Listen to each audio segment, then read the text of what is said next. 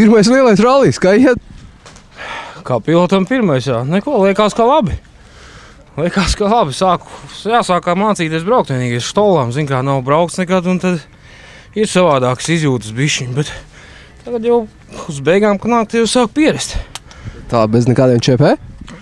Nu, es atturēšos kaut ko tur nosaukt par šito lietuviešu organizāciju ar visām laika kontrolēm. Un, nu, no braukšanas ziņas pagaidām, jā, viss kārtībā. Jā, bet var iebraukt trīniekā? Es pat nezinu, kurš es tagad. Nu, to jau beigās, zinu, ka skatīsies, tā, ka visi aizbrauc līdz finišam. Dainis, es, visi te īļuki, tad manīs.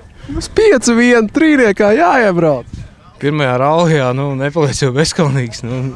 Druciņi piezemētāks mērķis vajag. Kā ir te dopi?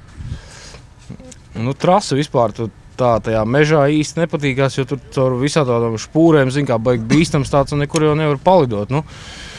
Bet visumā, grūti jau pateikt tos iespējas, nav pret ko salīdzināt. Nobraukšu sarmu, tu varēsi izstāstīt vairāk kaut ko. Punkts, jā.